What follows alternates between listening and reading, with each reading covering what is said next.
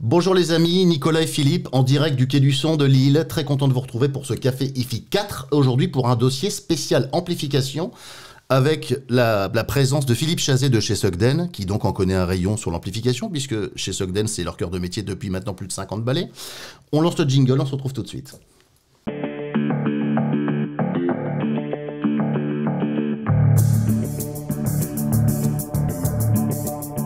Bonjour cher Philippe, comment vas-tu? Bonjour mon Nicolas.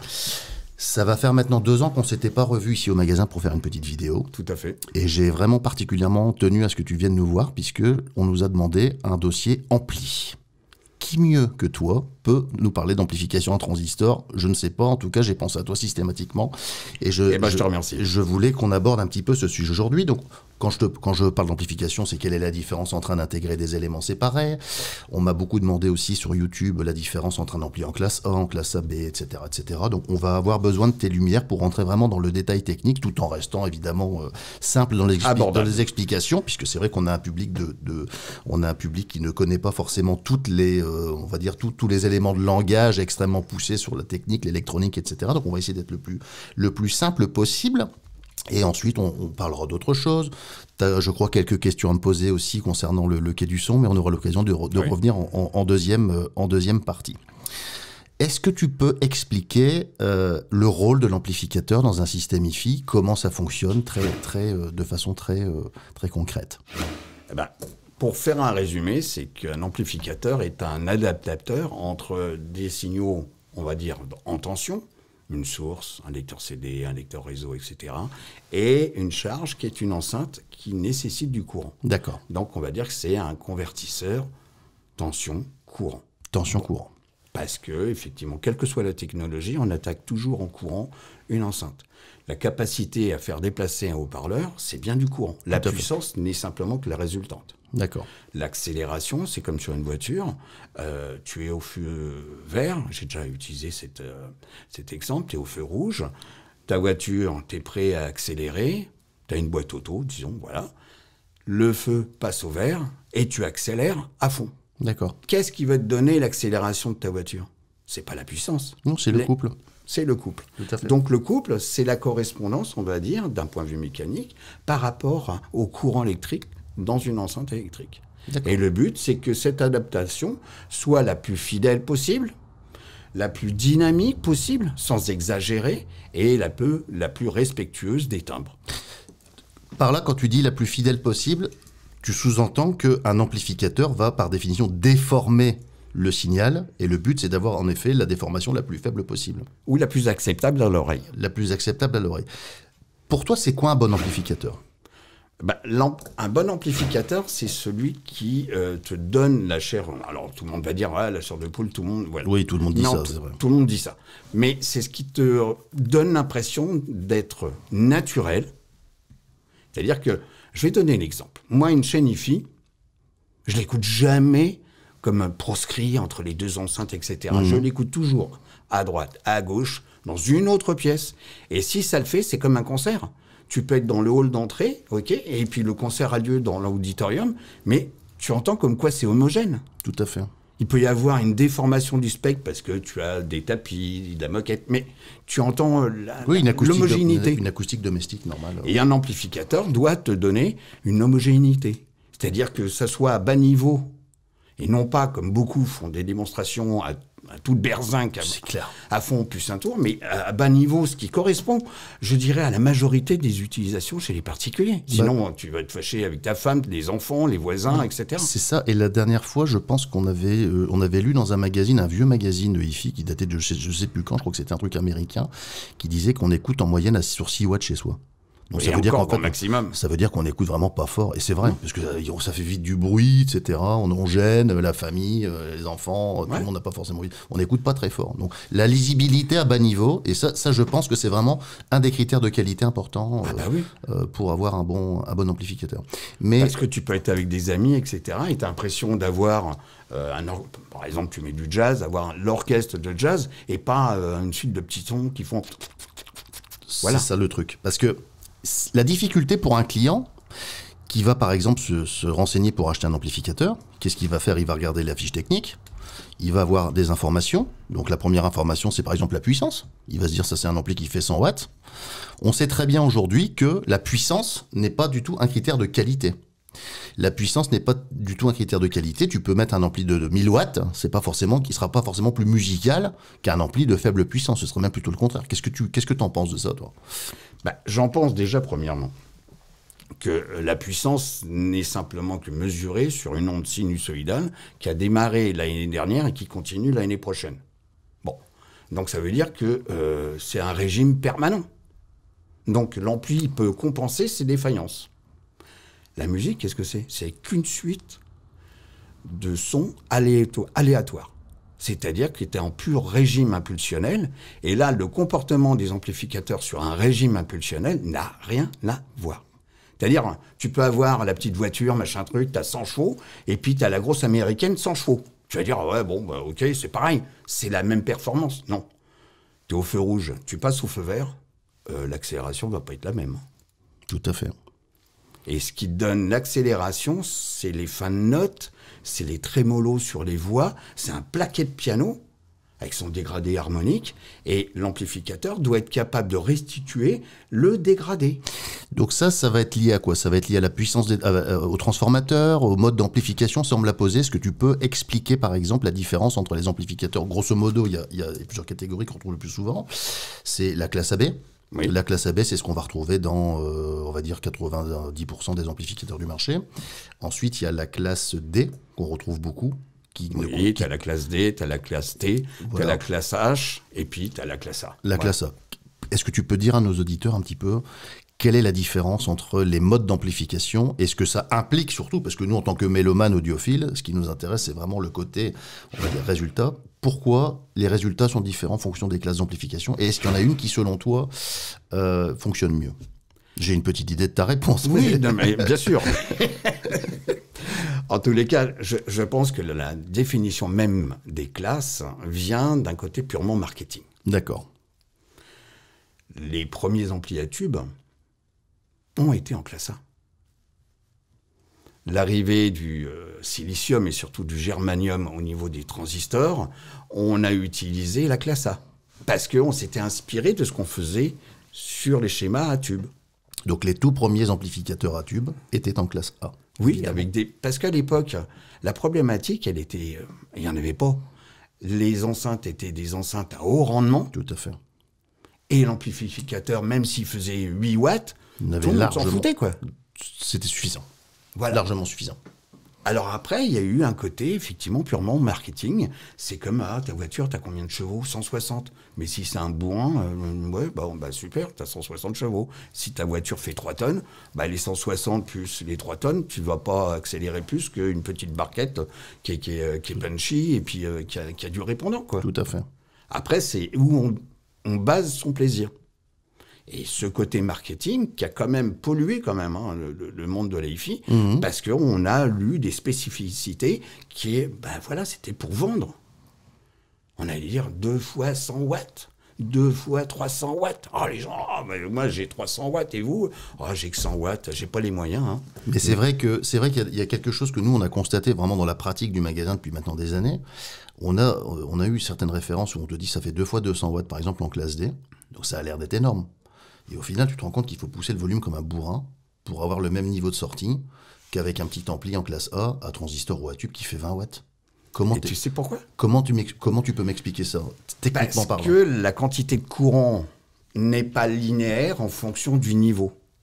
Donc, c'est pour ça qu'il y a beaucoup de salons, si tu as observé, tu as beaucoup de salons où les mecs, ils mettent à toute berzingue. Mais c'est tout le temps comme ça, de toute façon. Parce que si tu écoutes à un niveau raisonnable, tu n'as plus rien. Il faut que tu tapes à fond pour que le truc, il ait du répondant. Alors que si tu as un amplificateur qui est linéaire en courant, non pas en tension, mais en courant sur l'ensemble du volume. Donc un ampli en classe A, typiquement. Voilà. Alors bien entendu, il faut faire attention. Classe A, c'est comme le bœuf bourguignon, ça ne veut pas dire qu'il va être bon. Il y en a à toutes les sauces, mais voilà. On va partir du principe qu'on parle de vraie classe A. Voilà. Alors, en classe AB, on dit toujours, oui, mais monsieur, non. En classe AB, c'est un ampli qui fait, 100 watts, mais il va travailler sur de la classe A sur les 5-6 premiers watts. Comment tu expliques ça, toi? Ça s'explique parce qu'effectivement, déjà, premièrement, par exemple, les bases de l'amplification, certains se sont orientés sur la classe B. La classe B, c'est comme si tu avais ton robinet de jardin, ok, tu n'as même pas une goutte qui tombe, tu n'as rien, et tu ouvres.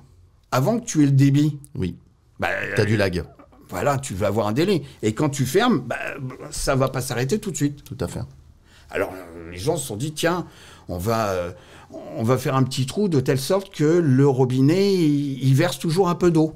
Au moins, comme ça, je ne vais pas partir de zéro. Je pars d'un niveau. D'accord. Et puis, quand tu ouvres la vanne, tu as plus de débit. OK. Mais quand tu refermes, tu reviens sur ce débit minimum.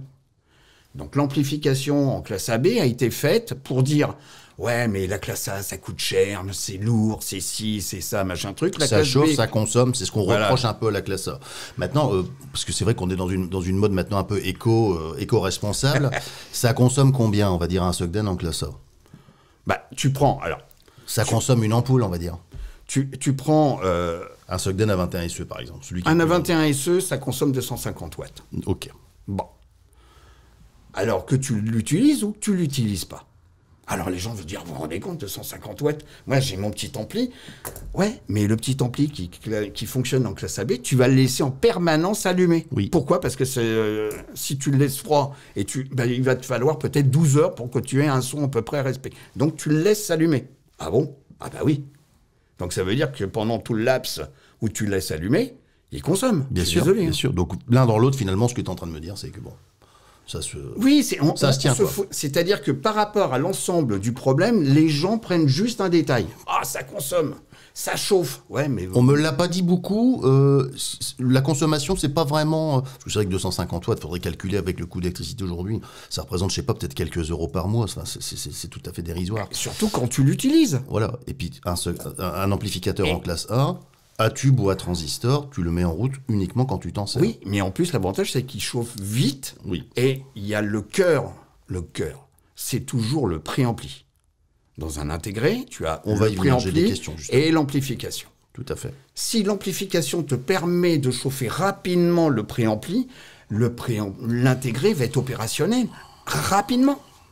Et ce qui donne quand même les timbres, faut le dire, c'est quand même le préampli. On est d'accord. Et j'ai des questions justement sur le préampli, les éléments séparés, puisqu'on m'a posé beaucoup de questions chez nos auditeurs, concernant les éléments séparés et le rôle du préamplificateur qui est très très important dans un Bien ampli. plus qu'on pourrait le penser. Bien plus qu'on pourrait le penser. Et j'aime même dire aux clients, un bon intégré, c'est un intégré qui a un bon préamplificateur à l'intérieur. Tout à fait. J'en arrive donc aux éléments séparés. Aujourd'hui, dans la hiérarchie des amplificateurs, on a donc l'intégré classique, donc avec des entrées, un bouton de volume, un bouton on-off, etc. Ça, c'est grosso modo ce qu'on va utiliser chez une grande majorité des clients, parce que ça prend moins de place, c'est aussi moins coûteux, moins de câbles, etc., etc. Alors que les éléments séparés étaient légion avant, hein, il y avait beaucoup d'éléments séparés. Ensuite, on a donc le préamplificateur et le bloc de puissance, et ensuite, on a le préamplificateur et les blocs mono. Est-ce que tu peux dire un petit peu à nos auditeurs la hiérarchie, comment fonctionnent ces trois éléments?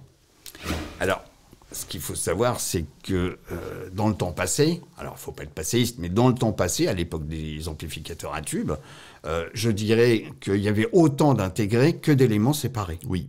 Bon. Ça s'est perdu un peu. Ça s'est perdu. Pourquoi? Parce qu'on a essayé de concentrer, ça prenait du volume, de la place, etc. Alors, dans les années, on va dire 70, bon, les appartements étaient un peu grands quand même, les maisons aussi. Et avec le temps, il suffit de regarder la dimension d'une chambre, par exemple, hein, dans les constructions récentes. Plus ça va, plus c'est petit. Hein. Tout à fait. Donc, il ne faut pas être grand. Il ne faut pas avoir un grand lit, il faut à la limite dormir peut-être à la verticale. Et puis, il y a aussi un phénomène de mode où, avant, tout le monde s'en foutait d'avoir une pile de matos. Aujourd'hui, c'est démodé, quoi, faut le dire. C'est plus à la mode. Ça fait plus kiffer. Ça peut revenir. Ouais, mais ça fait plus kiffer les gens d'avoir une pyramide de matos. Alors que dans les années 70-80, mais les gens, leur premier salaire, ils se ruaient. Oui, souviens-toi, bon, on va pas citer la marque, mais en tous les cas, les aiguilles bleues, voilà, etc. Donc c'était un signe. C'était un signe social aussi, faut pas oublier. Hein. C'était ostentatoire d'avoir une belle chaîne. Aujourd'hui, ça va plus être un smartphone, un truc comme ça. Mais... Oui, ou simplement, on revient sur les fondamentaux. C'est vraiment quelque chose pour le plaisir. C'est ça. C'est pour le plaisir personnel. Voilà, au même titre la que... différence entre une bonne bouteille de vin, pour celui qui est amateur de vin, ou bon, je suis pas amateur de whisky parce que c'est trop fort pour moi, mais celui qui recherche un bon whisky par rapport à un Johnny Walker à 2 balles, voilà, la recherche du plaisir n'est pas la même. Oui, bien sûr, c'est complètement différent. Bah, c'est nous la clientèle qu'on voit au magasin. La clientèle qu'on voit au magasin, c'est des gens qui veulent quelque chose de mieux que ce qu'ils vont pouvoir trouver dans le grand public. Je dénigre pas ce qui se fait dans on va dire dans l'hi-fi grand public mass market, mais c'est vrai que quand on vient chez nous, c'est pour avoir quelque chose de plus d'être bien conseillé et surtout être ne pas se tromper. Et ne pas acheter uniquement sur Internet, simplement sur l'avis du public, etc. Parce que, est-ce que nous avons tous la même voiture, la même maison, etc. Il y a aussi quelque chose de personnel qu'il faut respecter.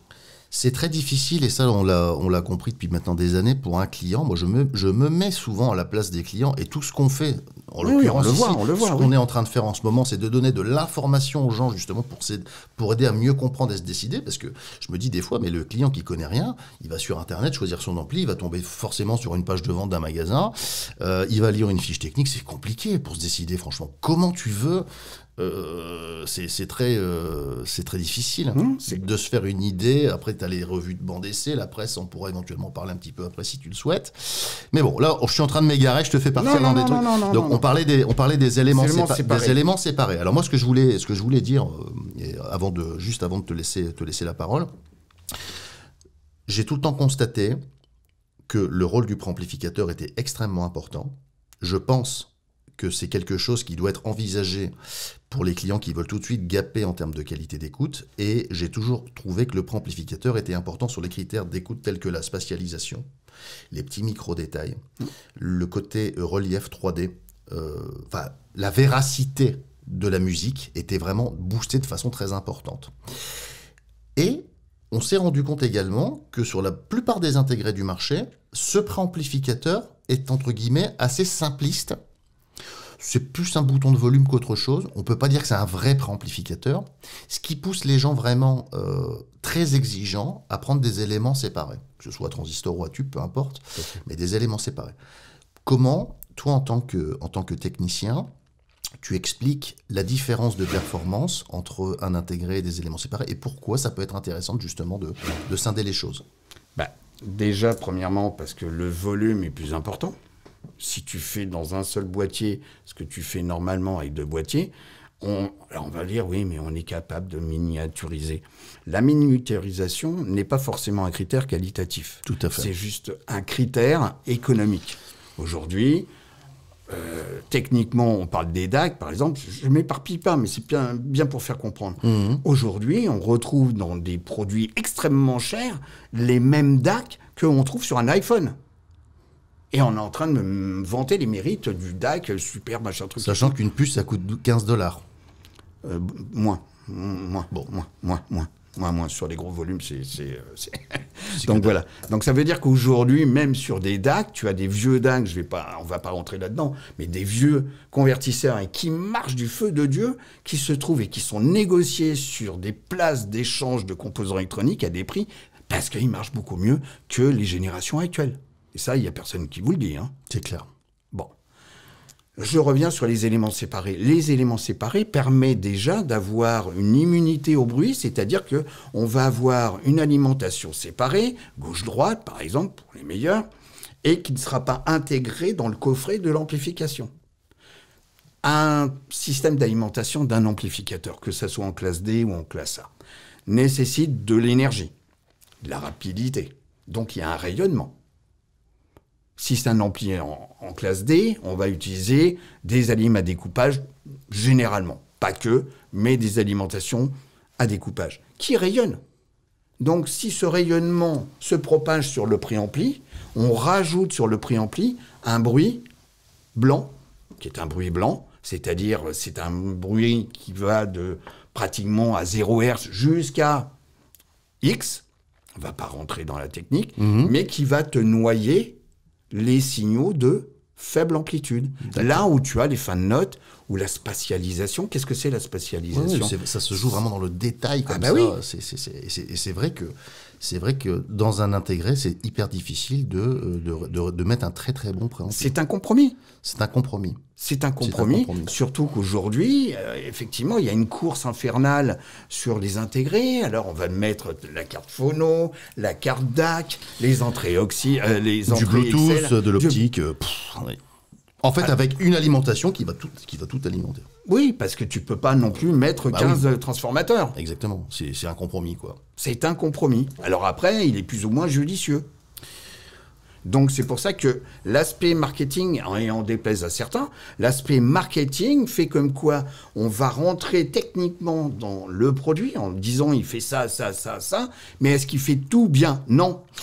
Encore une fois, je pense que ça, on le dira jamais suffisamment, c'est impossible et d'ailleurs c'est vrai aussi pour une enceinte, un convertisseur, en partant d'une fiche technique. Taux de distorsion, rendement, watts et tout ça, c'est impossible de mesurer la qualité d'une écoute avec des données chiffrées comme ça. C'est chiant d'ailleurs. C'est chiant parce qu'on aimerait tellement avoir, comme dans les bâtiments, tu fais par exemple un diagnostic énergétique, tu as A, B, C, D, E, F, voilà, tu sais que ta maison elle est isolée, pas isolée, très mal isolée.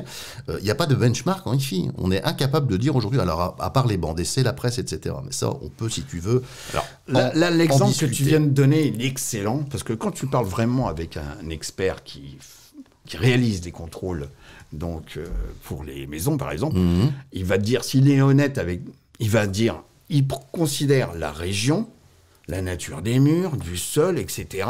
Il va dire, grosso modo, pour chauffer, il faut tant de watts. Donc, généralement, il y a un ratio entre les mètres carrés et puis le chauffage nécessaire en watts. OK ? Mais en réalité, c'est une approche. Est-ce qu'il a fait des mesures ? Pas vraiment. Pas systématique. L'humidité, peut-être. Mais donc c'est pour ça que même ça, on donne un avis, on va dire un environnement, mais est-ce que ça va vraiment le faire tel que c'est défini ? C'est pas sûr. Non, et puis ça dépend évidemment de l'environnement. J'aurai l'occasion... la nature du sol, est-ce que tu as un vide sanitaire ? Est-ce que tu as un garage ? Tout le monde essaye d'isoler de l'intérieur. On s'éparpille, mais c'est pas grave. Mais en réalité, c'est de l'extérieur qu'il faut isoler. Oui. Et c'est vrai qu'en IFI, c'est hyper difficile de se faire une idée, ne serait-ce que même sur les bancs d'essai, qui sont des fois très bien réalisés, qui expliquent vraiment les caractéristiques des appareils. Mais le problème, c'est que quand tu écoutes un système, tu écoutes une source, un ampli, des enceintes, dans une enceinte, qui est ta pièce, comment veux-tu... nous-mêmes, on vend énormément d'enceintes, tu le sais très bien. Il y a des fois des différences de sonorité entre deux clients qu'on va installer à une journée d'intervalle qui est phénoménale. Donc, comment tu veux faire un essai ? Comment tu veux faire un essai et faire décerner une quelconque récompense à un produit c'est très casse-gueule. Parce qu'on raisonne toujours par produit. Et c'est ce qu'il y a... C'est pour ça que c'est exactement ça. C'est-à-dire que les gens vont eux-mêmes réaliser leur chaîne, leur association. Alors, on prend le banc d'essai, alors l'amplificateur, 4 étoiles, 5, 10, ouais, super, on le prend. Il y a l'enceinte, meilleur achat, ou sans connotation avec une revue, mais ou 10 étoiles, etc. Et puis, on fait ça et ça, puis on va dire, ça va marcher. Les deux produits sont primés. Tu chapeau pointu. J'ai eu, moi, au téléphone, t'as dû en avoir aussi, des gens qui ont réalisé ça, mais ils pleurent parce que ils disent, je sais pas, mais je me fais chier. Je suis vulgaire, mais c'est vrai. Non, mais carrément. Mais est-ce qu'il y a encore beaucoup de gens qui se fient justement à ce genre de documentation pour acheter du matériel ? On va appeler ça alors, ça navigue entre les mélomanes et puis les audiophiles, ce qu'on appelle les audiophiles. Bon, il y en a encore un peu, mais il y en a beaucoup qui sont tellement, et sans aucune connotation méchante, mais en tous les cas, il y en a quand même qui sont bien... c'est-à-dire qu'on ne peut plus rien pour eux, quoi. C'est-à-dire que c'est un monde d'a priori... T'en as, ils sont perdus. Hein. Ah oui, complètement perdus. On en voit beaucoup, et beaucoup de gens perdus parce qu'ils sont déçus. C'est-à-dire justement avoir claqué beaucoup d'argent dans des trucs qui marchaient finalement pas si bien que ça. Alors à chaque fois sur Internet, c'est vrai que sur YouTube on a souvent des commentaires et je voudrais refaire une petite mise au point parce que on a des gens qui disent arrêtez de défoncer le haut de gamme, etc. Nous, on n'a jamais défoncé le haut de gamme. On défonce le haut de gamme qui tient pas ses promesses, ça n'a rien à voir. Aller claquer 200 balles au restaurant une fois de temps en temps avec ma femme parce qu'on veut se faire un truc exceptionnel, on fait pas ça tous les jours parce que ça nous coûterait cher. Et si c'est irréprochable, moi j'ai rien à redire. Maintenant, si c'est pas ouf, tu vois, acheter un ampli à 10 000 € qui tient ses promesses, Il n'y a aucun souci. Maintenant, si tu écoutes le truc et qu'il fait le même boulot qu'un truc que tu as 1000 balles au magasin, je suis pas content. Alors, je suis pas d'accord. Je vais me permettre de dire quelque chose quand même. Parce qu'effectivement, des gens, effectivement, il y a l'interprétation, etc. Bon, je pense jamais que tu aies dit comme quoi l'audio haut de gamme... Jamais de la vie. Bon. Jamais. Moi, par expérience, au lieu de parler des autres, je vais parler de moi. Mon papa était un des meilleurs clients d'un magasin de réputation à Paris. Je ne vais pas le citer, on ne va pas faire de publicité. Bon. Donc du matériel très cher, des marques emblématiques. Ok ? Il en est passé. Et même pour moi. Moralité, des années après, quand j'ai vu mon petit papa qui était hyper heureux, quand je lui ai changé ses blocs d'amplificateurs qui valaient malheur souviens-toi, hein, les blocs stéréo bijoux, 2 fois 16 watts sur ses enceintes. Je me rappelle très bien. C'était des petits trucs comme ça, dans un petit rack. Et là, quand j'ai vu la tête de mon petit papa, j'ai dit, oui, effectivement, j'ai tout compris, là. Voilà. C'est-à-dire qu'il y a 2 mondes. Il y a un monde où, effectivement, c'est des produits qui peuvent être très chers. Est-ce que tous les produits fonctionnent ? Je ne vais pas critiquer, mais il y en a. Il y en a qui fonctionnent, heureusement. Oui, heureusement. Mais c'est vrai que les gens vont dire il fait une fixette là-dessus, mais c'est pas grave. C'est pour remettre les choses au clair, parce qu'on n'arrête pas de nous le dire sur YouTube, les commentaires, c'est plein de choses. Arrêtez de dénigrer. Il y a même des professionnels qui me disent arrête de dénigrer. On ne dénigre pas l'haut de gamme. On n'est pas d'accord pour écouter un système à 100 000 balles qui ne marche pas. Pourquoi je dis ça ? À la limite, moi je m'en fous personnellement. Si les clients sont contents d'acheter ça, qu'il y a un vendeur en face qui fait des affaires, tant mieux pour eux. Mais le problème, c'est que je trouve que ça porte un préjudice sur l'ensemble de la profession. Parce que tu as des gens qui vont pas oser pousser la porte d'un magasin et qui vont se dire c'est sympa ce qu'ils font, mais c'est pas pour moi. Alors que c'est pas vrai. Tu vois, c'est plus ça qui m'embête, finalement. C'est comme le fait, si tu veux, par expérience, moi j'ai connu un endroit, un magasin, où, grosso modo, en termes d'électronique, tu avais, allez, on va dire 10 000 euros. 10 000 euros, les enceintes, etc. Et la subtilité, c'est qu'il y avait 40 000 euros de câbles. Alors qu'on reproche comme quoi on puisse émettre une idée, une opinion sur le très haut de gamme, moi, simplement, je prends ça, pour moi, c'est du foutage de gueule, quoi. Mais complètement. Parce que ça veut dire que la personne qui vient pour une chaîne, on est en train de lui démontrer que la chaîne ne peut pas fonctionner s'il n'y a pas 40 000 euros de câble. Je vais m'acheter une petite micro-chaîne et puis ça va aller, hein, monsieur. C'est des pratiques, donc, ceux qui vantent le mérite simplement pour le très haut de gamme, je serais curieux réellement de savoir pourquoi ils disent ça. C'est par conviction ? On a la réponse. Jingle. Bing. On sait très bien aujourd'hui comment ça fonctionne, et aujourd'hui il y a des intérêts qui sont des intérêts commerciaux, évidemment, et le fait de dire à un client... Moi, pour parler des câbles 2 secondes, parce que ça c'est bien le sujet casse-gueule aussi, là on va avoir, ça y est, les haters, on va avoir tous les commentaires de la Terre, mais on sait très bien aujourd'hui, nous en tant que professionnels, et si c'était pas le cas on le dira aussi, qu'il y a des différences de qualité entre les conducteurs de câbles. C'est une évidence absolue. Enfin, c'est comme les condensateurs, les haut-parleurs. Dire le contraire, ce serait complètement débile.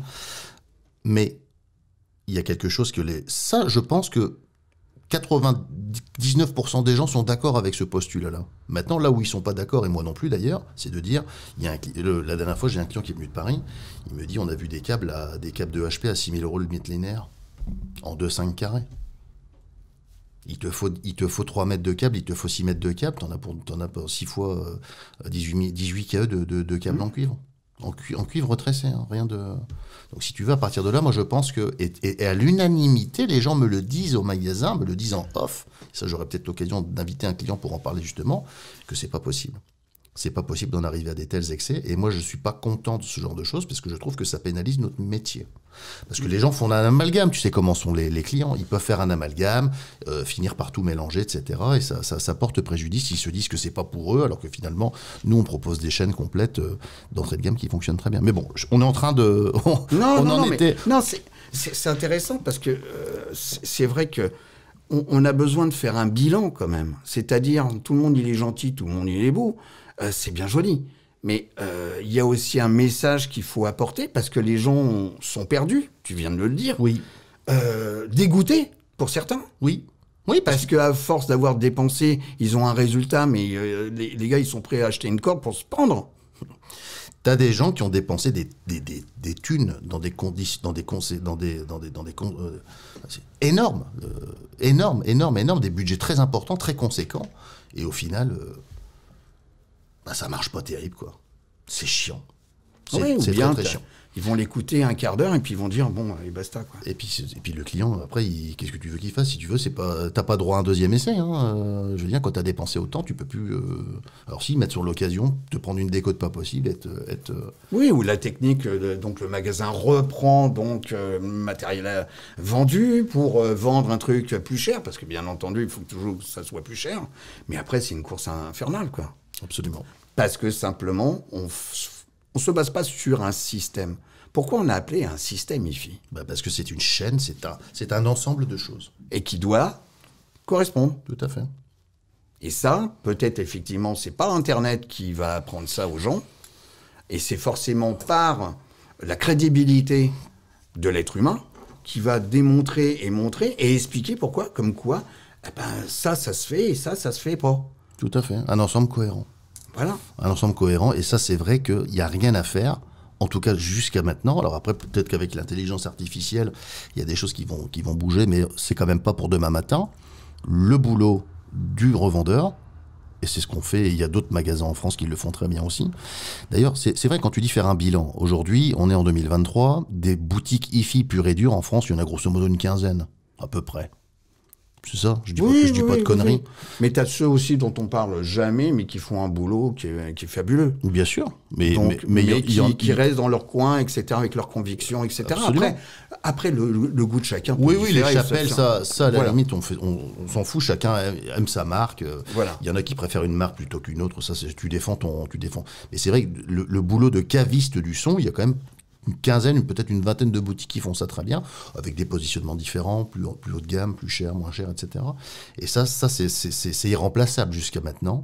C'est pour ça que moi j'invite toutes les personnes qui nous regardent, si vous avez des projets IFI, rapprochez-vous d'un spécialiste, d'un vrai spécialiste, parce que acheter sur Internet, c'est difficile.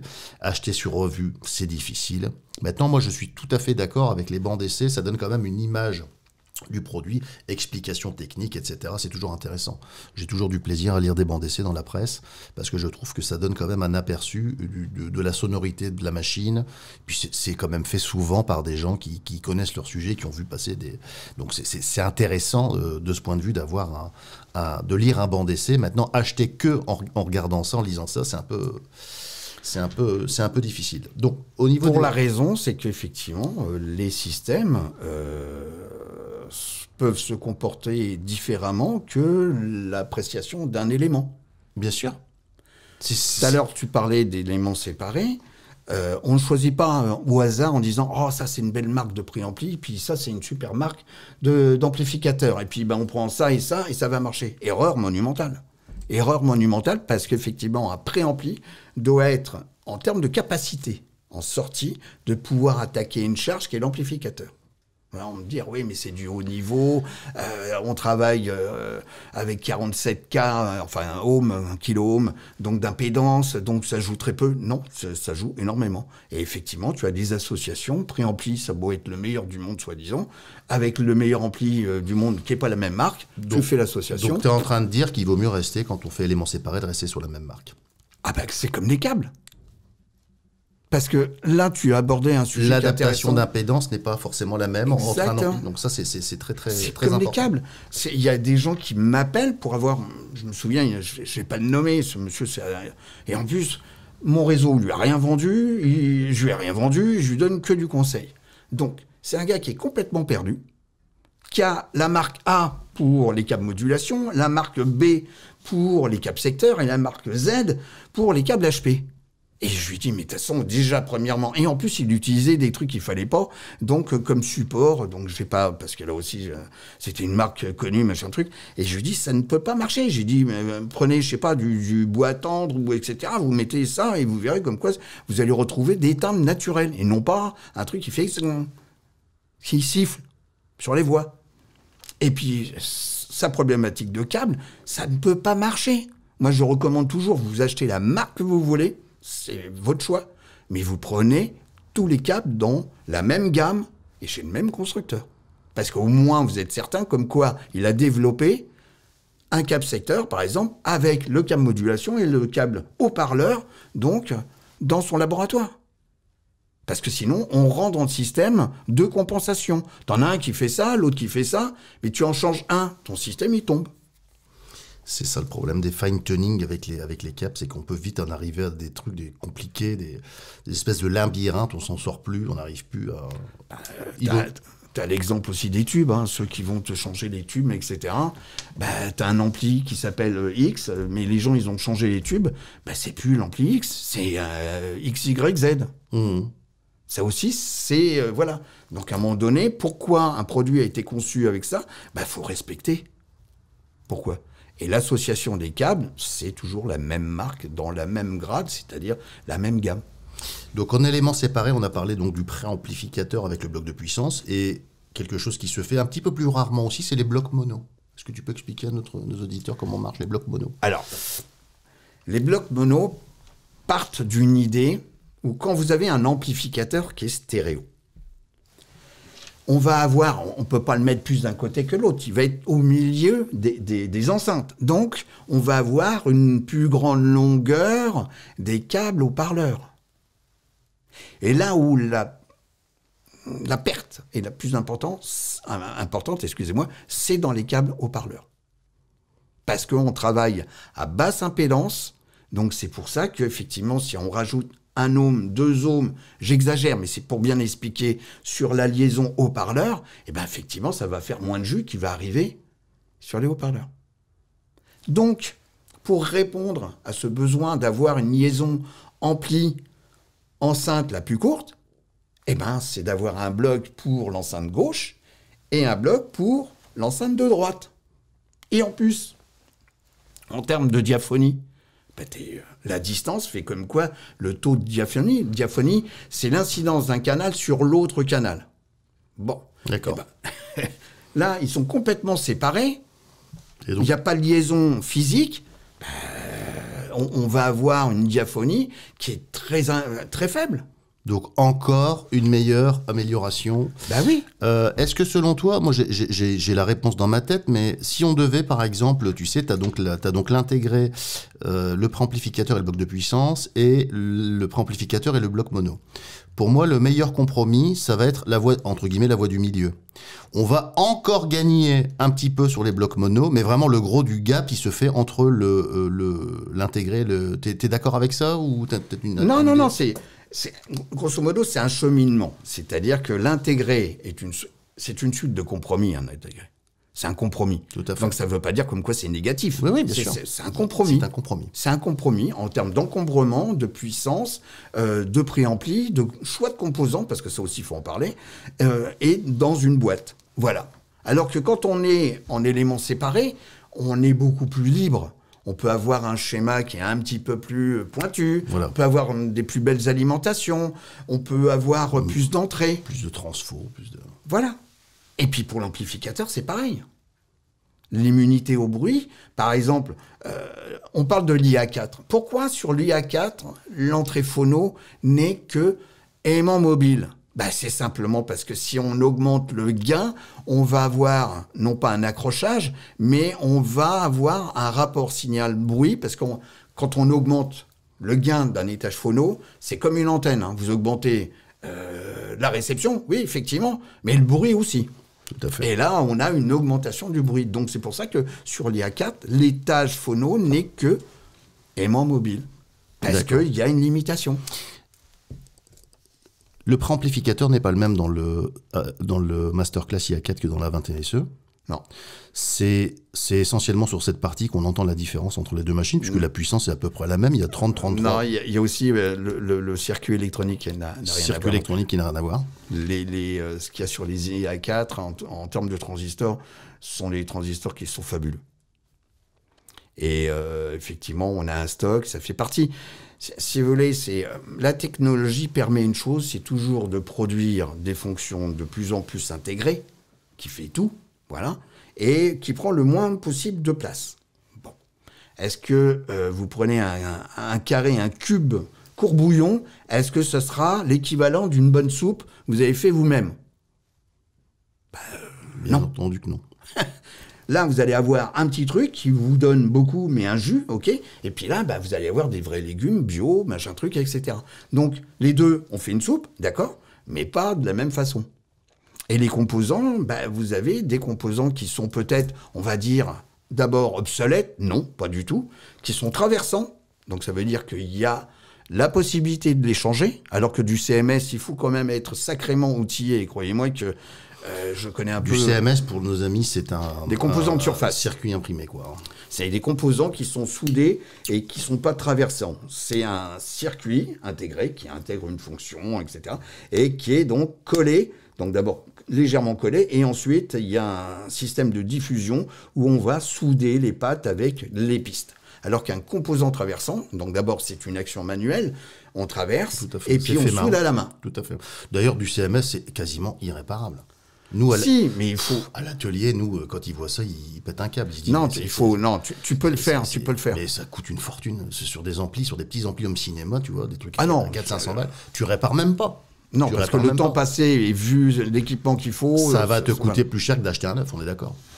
Excuse-moi, je t'ai coupé. Donc tu disais les... La qualité des composants, et c'est vrai que il y a des transistors qui sont extraordinaires, et sans aucune prétention, on utilise ce qui se fait de mieux en transistor.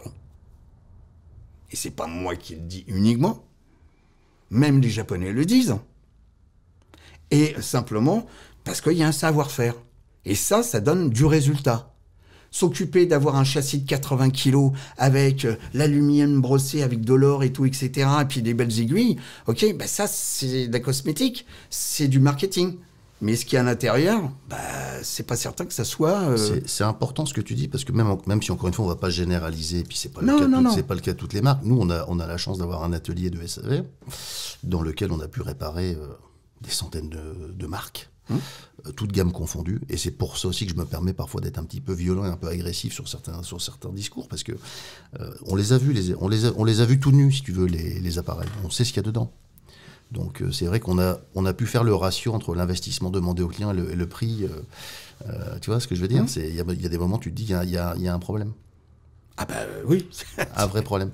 Moi, je dis pas ça parce que c'est toi qui fais la marque, mais Sugden, en transistor aujourd'hui, pour nous, au magasin, en termes de ratio investissement, performance et pérennité de la marque aussi, puisque c'est quand même une marque qui a plus de 50 balais, qui tombe pas en panne. Bon, c'est vrai que chez Sugden, c'est pas des fous d'innovation au niveau marketing et tout ça.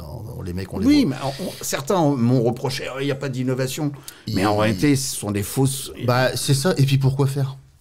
T'as un truc qui marche bien, t'as une recette qui marche bien, tu t'emmerdes pas à changer de truc. À la limite, c'est même le contraire qui serait étonnant. Si Sugden changeait de truc tous les 6 mois, on pourrait se dire, s'il change, c'est qu'il y a un truc qui était amélioré, etc. On en revient à une publicité, je vais pas dire la marque, parce que la marque, elle a disparu, et on voyait toujours ce monsieur avec une blouse blanche et un fer à souder. Et donc ça veut dire comme quoi il était toujours en train de modifier son enceinte, donc ça veut dire qu'elle marchait jamais, quoi. Et changer un produit tous les 6 mois ou même dans les ans, il faut m'expliquer pourquoi, à part le côté marketing. Et puis tu sais, la décote des produits Sugden, moi je le vois en occasion, est très faible. Ça veut dire que quand tu mets un Sugden en vente sur le marché, le truc il part en 10 minutes, quoi. On le voit. Il y a très très peu d'occasions. Tu sais que moi je t'avais déjà dit que j'avais eu un A25 moi à la maison? Non. Un A25 noir, qui était plutôt en bon état, que j'avais acheté à Valenciennes, un monsieur qui m'avait vendu ça pour 150 €. Ça marchait bien. C'était beaucoup plus chaud comme son bout. C'était coloré, hein. C'était très coloré. Oui. Et c'était très agréable. Ça sonnait pas du tout comme les amplis de maintenant. Alors, ça n'a rien à voir. Pourquoi c'était coloré? Non, vas-y, dis-moi.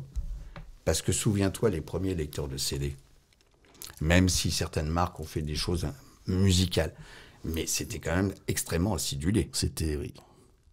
Donc pour compenser le côté acidulé, qu'est-ce que tu fais? Ils ont mis de la crème. Eh ben voilà. Donc c'était un parti pris donc de chez Sugden de faire un amplificateur. Oui, parce que les premiers lecteurs CD, je peux t'assurer que c'était raide, hein, quand même. C'était très très raide. Même les enregistrements, enfin c'était Il y en a beaucoup qui ont abandonné justement la hi-fi au moment du CD pour rester sur du vinyle, Parce que c'est vrai que quand tu passais du vinyle au CD, c'était quand même assez différent. Hein. Ça n'avait plus rien à voir. Donc c'est pour ça que le côté rond permettait de compenser un petit peu la dureté du support. Oui. Enfin, en tous les cas, du support, ça c'est une chose, mais surtout du diffuseur, c'est-à-dire le lecteur CD. Voilà. Alors, on a donc parlé de l'amplification, des différents modes d'amplification. On a parlé des éléments séparés, ampli, préampli, bloc mono, etc. Est-ce que tu veux qu'on parle donc des différentes technologies? Parce que là, on a parlé de l'amplification en classe A. On peut faire un petit tour de table Ouais. des autres technologies. Oui, tout à fait. Donc, l'autre technologie, donc, c'est la classe D. Oui. Alors, qu'est-ce que c'est que la classe D? Pour faire un résumé, c'est très simple. On va utiliser donc la capacité donc, du numérique d'avoir un 0 et un 1. Bon, il y a d'autres états, mais on ne va pas entrer, en tous les cas, sur ce qu'on fait sur l'audio, il y a 0 et 1. Là, on va jouer donc sur deux éléments possibles. Tu travailles avec une fréquence constante, et là, tu vas faire donc de la variation, si tu veux, c'est comme une voiture. Ta voiture, tu roules toujours à 50 km/h, mais tu vas rouler quoi? Un quart d'heure sur 3 quarts d'heure de repos, ou tu vas rouler toujours à 50 km/h, une demi-heure, et tu t'arrêtes pendant une demi-heure. Ce qui veut dire que tu as roulé sur une heure à 25 km/h. Donc si tu fais une variation ici, donc de la quantité de temps où tu es à 50 km/h, eh ben, tu vas pouvoir moduler ton amplitude. À la limite, si tu roules pas, ben, tu n'envoies pas de 50 km/h. Et si tu envoies 90%, 50 km/h et 10% à l'arrêt, tu vois bien comme quoi ton niveau moyen va se rapprocher des 50 km/h. Ben, si tu remplaces 50 km/h par une tension, eh ben, tu vas avoir une reproduction qui va dépendre en fonction du rapport cyclique. Temps on, temps off. Tu as l'autre possibilité, qui remonte quand même... Ce sont des technologies qui ont été utilisées quand même, hein, je viens de l'industrie. Dans les années 80, on utilisait ça déjà sur des modulations FSK, bon, etc. Parce que j'ai travaillé dans le développement de ce qu'on appelle la manutention automatique philo-guidée avec une société qui était hyper connue dans le domaine, c'était Saxby. Donc voilà, donc des trucs qui trimballent soit un moteur et donc le mec qui montait finissait le moteur donc avec le truc qui se déplaçait, philo-guidé, le truc il était, la batterie fallait, hop, il trouvait le chemin et il a cherché. Bon. Donc l'autre moyen dans le domaine du numérique, c'est de travailler par densité d'impulsion. Donc tu travailles là, non plus avec une fréquence constante, mais tu travailles avec une densité. C'est-à-dire que tu vas avoir toujours la même pitch net, qui vaut peut-être une microseconde, c'est pour imager, et c'est la quantité de fois que tu mets ça. Plus tu vas en mettre, et plus ton niveau moyen va augmenter. Moins t'en mets, plus ton niveau va baisser. Si tu fais une suite de ça, ben, tu vas avoir une sinusoïde. D'accord. Alors ça, c'est la classe D. Alors, les gens vont te parler aussi de la classe T. La classe T, qu'est-ce que c'est? Un petit peu moins quand même courante. Parce que c'est une marque propriétaire. Ouais. C'est Tripath qui fait ça. Tout à fait. Donc, c'est un composant qui fabrique, qui vend, qui met ça dans le domaine du public. Et puis, chacun peut fabriquer son petit ampli Tripath T, la classe D. Et le dernier, c'est la classe H. Alors, la classe H, c'est un système parce que, effectivement, il faut bien, si tu veux, polariser. Tu peux, au lieu d'avoir 50 km/h, tu mets 100 km/h. Parce qu'à un moment donné, tu vas peut-être avoir besoin d'énergie, de courant. Mais si tu as toujours 100 km/h, tu vas dire, ah oui, mais c'est pas écolo, ça consomme, c'est beaucoup de tension. Alors, tu as des ingénieurs qui ont développé, donc ça aussi, ça a été utilisé dans l'industrie, donc la classe H. C'est-à-dire que tu vas prendre un amplificateur en classe D, donc 50, 0, 50 km/h, 0, ok, en variation de densité, pas de densité, mais en rapport cyclique, et tu vas utiliser un subterfuge, c'est-à-dire que tu vas être capable de passer de 50 km/h à 100 pour des moments où tu as un fort niveau. où tu as besoin d'aller plus vite, où tu as besoin de dépasser la voiture. Donc, tu vas hacher également la tension d'alimentation. Donc, pour ce faire, tu fais une détection d'enveloppe du niveau audio, ok, pour savoir si silence, ou bien tous les deux on parle, donc le niveau commence à devenir conséquent, et donc tu vas hacher l'alimentation. De temps en temps, tu n'auras besoin que de 50 km/h, et puis à un moment donné, 100 km/h. Donc ça crée l'énergie à la demande, en quelque sorte. Voilà. Mais le tout, ça marche très bien sur un régime permanent, sur une onde sinusoïdale. Tu augmentes ton amplitude, bah ouais, paf. Il y a pas mal de gens qui entre guillemets, critiquent sur un plan musical la classe D, en disant que c'est beaucoup moins musical que la classe AB, la classe A, etc. Il y a une mode aussi, tu sais, c'est les petits amplis qui coûtent 100 balles en classe D. Qui servent plutôt à alimenter les petites enceintes, etc. Et puis pour pas mourir con, qu'est-ce que j'ai fait? J'en ai acheté un, figure-toi. Et en effet, c'est un petit ampli qui coûte 120 balles, qui me sert aujourd'hui encore dans ma chambre pour améliorer le son de ma télévision. Pour des petits systèmes d'appoint, vraiment améliorer le son d'une télévision, d'un truc comme ça, en effet, ça fait le taf, c'est puissant, c'est correct. Mais pour une utilisation, on va dire, audiophile, au bout d'une oreille aiguisée, expérimentée, t'as compris au bout de 5 minutes ce que ça fait, tu vois ce que je veux dire? Tu peux pas... Pour te donner... c'est-à-dire que c'est quelque chose que tu vas peut-être te contenter pour écouter la télé, c'est mieux que l'ampli qui est à l'intérieur de la télé. Ah oui, ça, de toute évidence. Bon, c'est bien pour écouter dans la salle de bain, parce que tu vas pas y passer 12 heures. Il faut tenir compte de ce qui s'est passé en 2020, avec les confinements.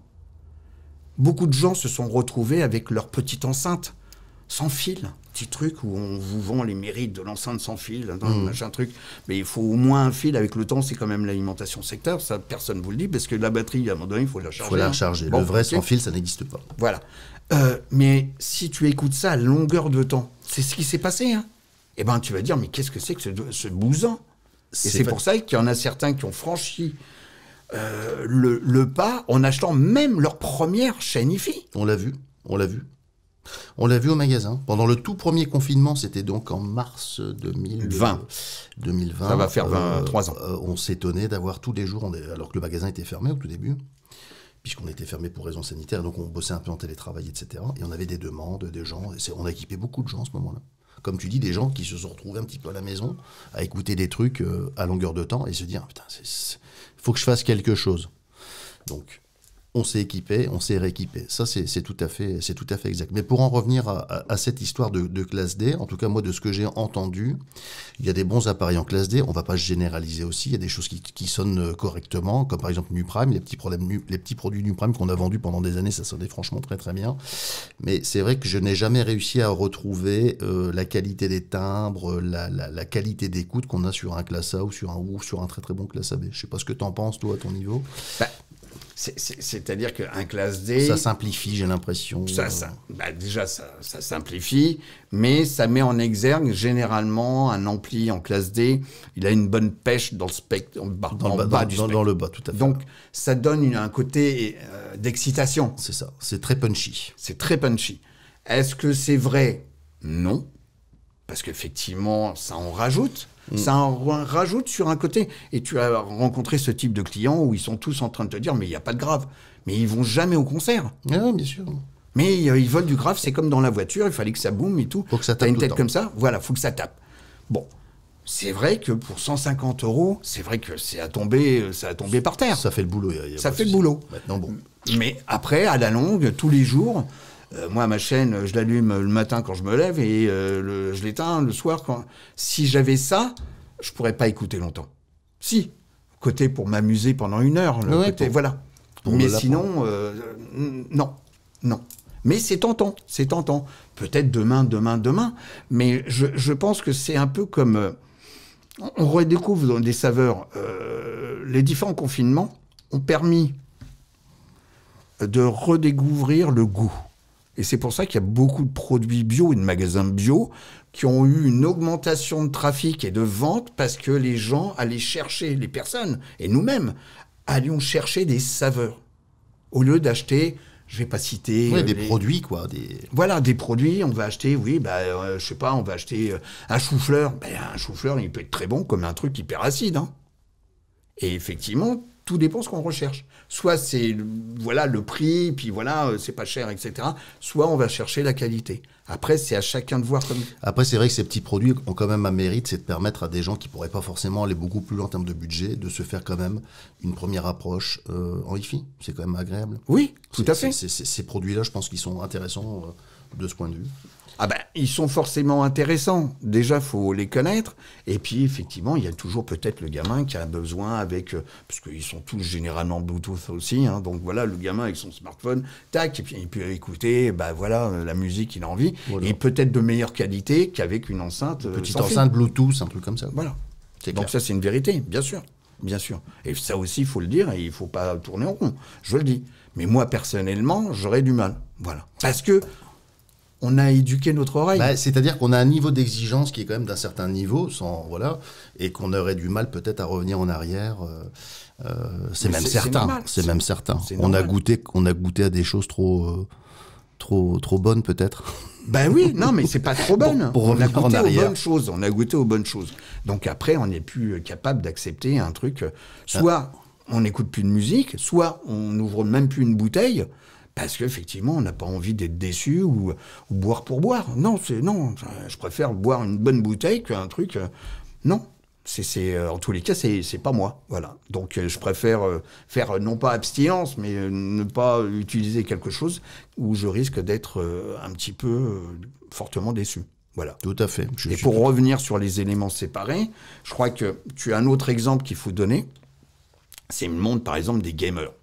Tu as bien vu que pendant des années, l'informatique, c'était simple, c'était un PC portable. Voilà, tout le monde, un PC portable. Bon.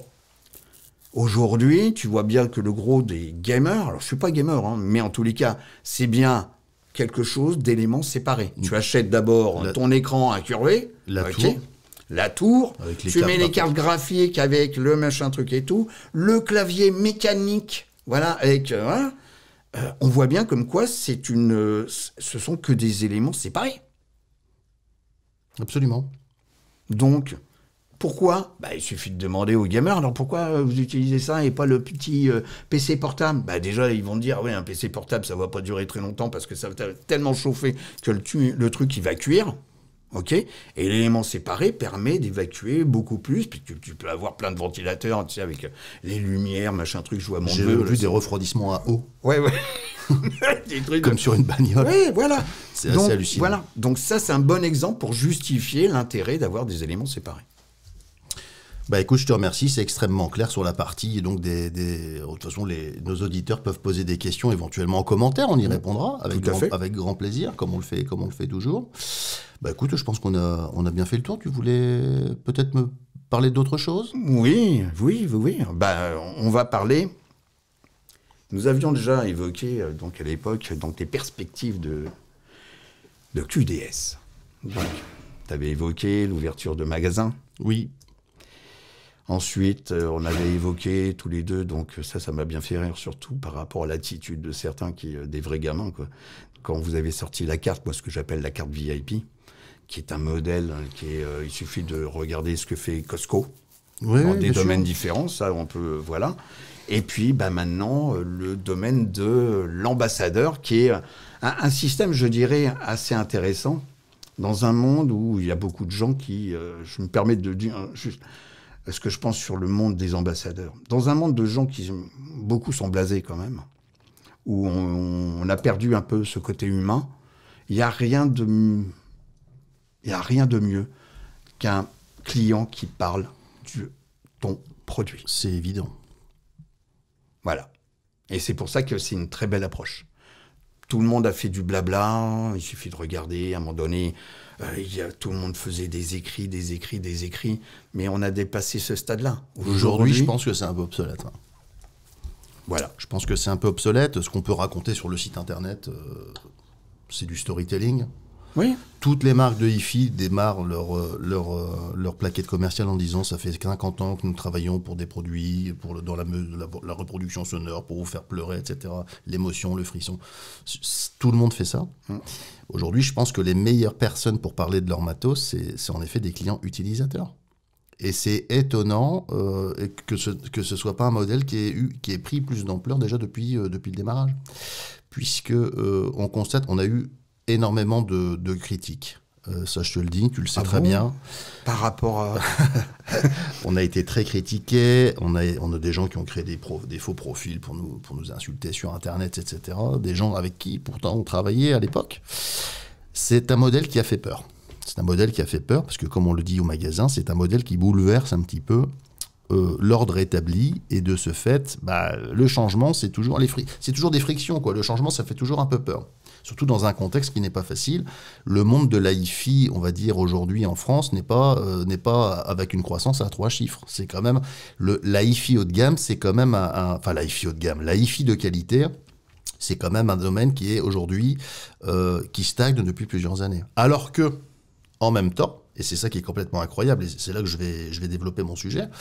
T'as une consommation de musique qui est phénoménale. Tout le monde écoute de la musique. 99% de gens écoutent de la musique, que ce soit dans leur bagnole, sur leur téléphone, sur n'importe quel support, à la maison, sur chaîne, télévision, même éventuellement, sur n'importe quoi, avec des casques, des petites oreillettes, etc. etc. Donc il y a effectivement un lien qui se fait pas. Il y a aussi des déserts hi-fi. Il y a des régions, il y a un monsieur qui m'a envoyé un mail, il m'a dit, dans ma région, j'ai pas de magasin avant 300 km. Comment fait-on? Il veut écouter. Tout ce qu'on a dit tout à l'heure, il faut une écoute pour justement valider. Mais les ambassadeurs, c'est vraiment une idée intéressante puisque ça va permettre de faire un lien entre les clients et les clients. Et ça, je pense que c'est intéressant. Je dirais que c'est même logique parce que ceux qui vous ont reproché quelque chose, ce sont peut-être les mêmes qui mettent des retours clients sur leur site internet en disant comme quoi il y a Tartampion qui trouve que le magasin il est super. Donc ils sont en train de critiquer un truc qu'ils font. Faut m'expliquer. Là, il s'agit simplement d'un ambassadeur qui a acheté, investi un système que vous lui avez recommandé, installé, etc. Et il ne fait que présenter le produit le système qui lui plaît. Ah oui, bien sûr. C'est aussi simple que ça. Dans un contexte, on va dire domestique, c'est-à-dire que la personne pourra aller faire une démonstration chez un client utilisateur. Dans un vrai contexte domestique. C'est très intéressant aussi, puisque tu sais très bien que dans certains magasins, il y a un peu des fois de la triche au niveau de l'acoustique, etc. Alors qu'en fait, c'est des acoustiques qui n'existent chez personne d'autre. Qui a de la moquette au plafond, chez lui, sur les murs, ça n'existe pas. Tu as des auditoriums qui sont super calfeutrés, puis tu arrives à la maison, l'acoustique n'est pas du tout la même. Donc ça c'est un problème. Donc ça, je pense que ça va être sympa. On va donc lancer ça dans les jours qui viennent, et puis... on va voir comment ça va se passer. C'est un prototype, c'est un test. Pour nous aussi, comment dire, on est très attendu sur ce truc-là. On va voir ce que ça donne. On est assez excités. Je vais te dire, le monde aujourd'hui est un monde de gens qui critiquent, mais qui n'avancent pas. Tout à fait. Donc celui qui sort un petit peu du sentier battu, alors il faut l'abattre déjà, lui taper sur les fesses et lui donner une bonne baffe. Alors que les autres, qu'est-ce qu'ils font? Ils n'ont rien fait. Ils attendent le chat lent, ok? Ou bien ils attendent des bons d'essai qui aujourd'hui... Toi qui as de vision encore beaucoup plus large que nous, puisque toi tu es importateur, donc tu as une quinzaine, une vingtaine de points de vente aujourd'hui qui bossent avec toi.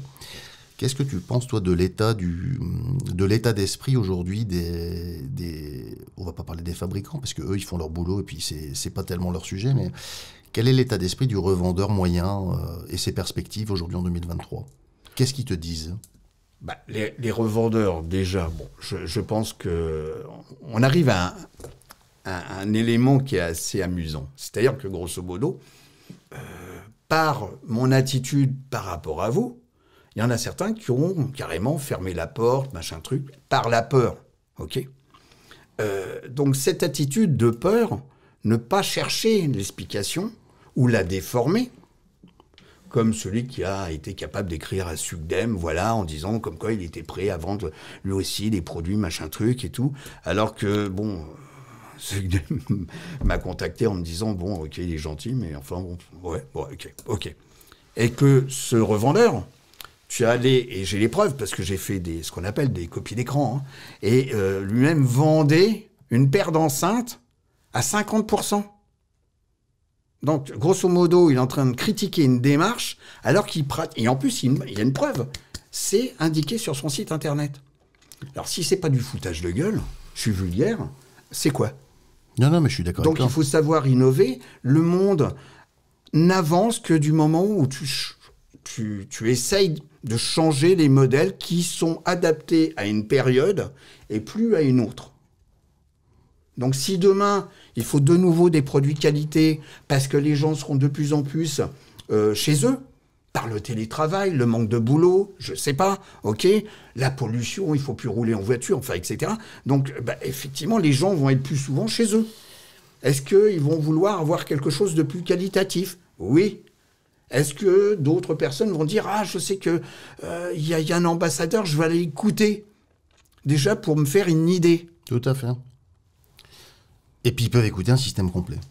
C'est l'avantage. Alors, c'est vrai que ce qui va être sympa aussi, c'est que ça va ouvrir le scope à des gens qui n'ont pas forcément du matériel qui ne vient que de chez nous. Moi, j'ai des ambassadeurs, par exemple, qui ont des enceintes de X marques qui viennent de chez nous et qui vont faire tester ça sur du matos qu'ils avaient déjà auparavant. Donc, c'est pas bloquant comme truc. Non. Bon, évidemment, il faut être client du magasin, parce que je vois pas comment ils peuvent faire la démonstration s'ils n'ont pas des produits.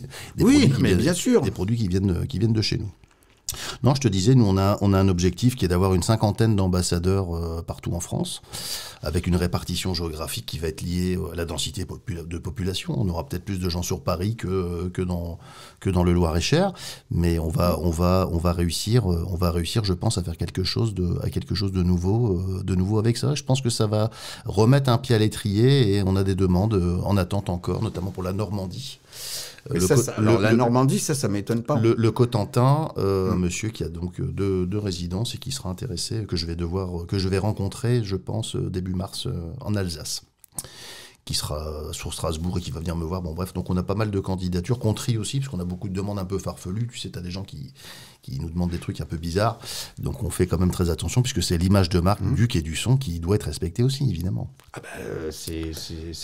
C'est la problématique que j'ai aussi. C'est-à-dire que, grosso modo, il y a des fois, le tri se fait naturellement. C'est-à-dire que, il n'y aura pas d'association entre Sugdem et le revendeur, parce que c'est pas en adéquation en termes d'éthique, par exemple, en termes de produits. Effectivement, Sugdem, c'est pas des produits bling-bling. Ça, c'est une certitude.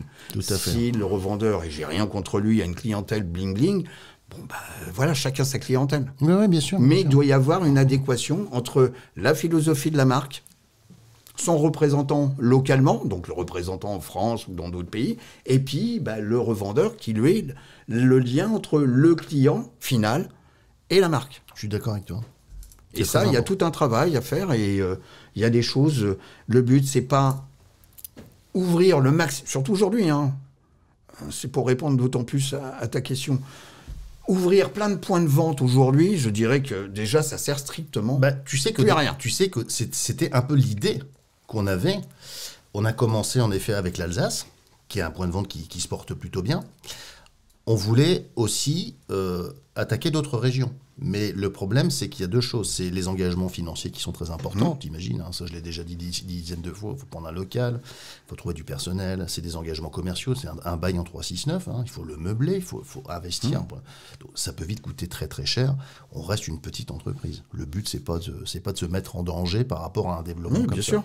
Donc c'est vrai que les ambassadeurs, c'est beaucoup plus malin, je pense, et on va tout faire pour que ça fonctionne avec une plateforme dédiée justement pour ça. Il y a François qui a terminé un nouveau site qui va être en ligne dans les heures qui viennent, vraiment probablement cette semaine. À l'heure où je parle, on est le 19 ou le 20 février. On est le 20 février, ce sera avant la fin du mois de février, c'est sûr et certain, avec une carte géolocalisable où tu peux voir ton ambassadeur, etc. Ça va être pas mal du tout. Je trouve que c'est innovant et ça change un petit peu du train-train. Je crois qu'il faut savoir innover. Voilà. Il faut savoir innover, je pense que c'est important. On va mettre également en place, je t'en parlais tout à l'heure en off, les avis clients podcast. Hein, ça, c'est très important. Les 5 étoiles, super mon ampli, ça marche bien, c'est très bien. Mais aujourd'hui, il faut aller plus loin en termes pour donner toujours plus d'informations aux clients. Il faut donner des informations aux clients sur les produits, sur les groupes de produits, sur les marques, expliquer les marques. Ça, on va le faire aussi de façon très importante. Et aussi faire parler les clients. Mais parler. Oui, oui, bien sûr. Pas par écrit de vive voix, avec notamment le genre de machine qui permet de contacter un client et lui demander son avis sur telle ou telle machine pour que avoir une base de données, si tu veux, de vocal. Ça, je pense que c'est pas con comme idée de témoignage client. Mais tu sais, en vocal. Bah, j'ai tel ampli, ça marche comme ça, avant j'avais ça, vraiment, c'est beaucoup plus facile que d'écrire un commentaire, quoi, parce que c'est chiant d'écrire un commentaire. Non, mais surtout, aujourd'hui, les gens ne lisent plus. Donc, c'est une réalité. Et puis, et ça prend du temps. Ça prend du temps, puis 4 étoiles, 5 étoiles, tu vois, tu t'en sais pas plus sur la machine, finalement. Non, parce que si tu te bases ta vie sur un nombre d'étoiles, hein, tu risques d'être déçu. Hein. C'est clair, c'est clair. Donc, c'est pour ça que c'est un... Et par expérience de mon côté, je sais que la vie client audio, et même parfois audio et vidéo, hein, l'ensemble, parce que tu vois la personne, etc., ça a une accroche pas possible. Ouais. Alors, c'est crédible, et voilà, c'est un client qui a investi, et puis voilà. On pourra peut-être pas le faire en vidéo, parce que c'est vrai que non, ça va prendre du temps, puis t'imagines au niveau du temps des montages, etc. Mais audio, oui, un petit podcast ouais, audio, avis client audio, ça je pense que ça peut être sympa. Bah écoute Philippe, 1h10, on n'a pas vu le temps passer comme d'habitude, c'est toujours un vrai plaisir d'échanger avec toi. Eh ben, c'est réciproque. Je te remercie beaucoup d'avoir fait le déplacement. Merci de m'avoir accueilli. Comme on dit au Quai du Son, à peu près à cette heure-ci, on va glisser tout doucement vers l'heure de l'apéro. Voilà, tout à fait. Voilà, donc merci beaucoup de votre attention, les amis. Et en tous les cas, à tout bientôt. Si vous avez des questions n'hésitez qui vous viennent ou des choses qu'on aurait éventuellement oublié de dire, n'hésitez pas à vous abonner à la page, de liker, de nous dire qu'on est sympa, ça fait toujours plaisir. Voilà, exactement. Et puis, vous pouvez nous retrouver sur le site Quai du Son, puisque vous savez bien qu'on a un site qui s'appelle 138quaiduson.com et on accompagne nos clients depuis maintenant quasiment 20 ans sur les projets IFI. Je voulais quand même le dire, c'était mon petit côté sponsoring. Il faut bien se faire un petit peu de publicité, on est d'accord. Eh ben oui. Voilà, bah écoute Philippe, merci pour tout. Encore merci pour tout et à très bientôt. Ouais, au revoir les amis. Au revoir.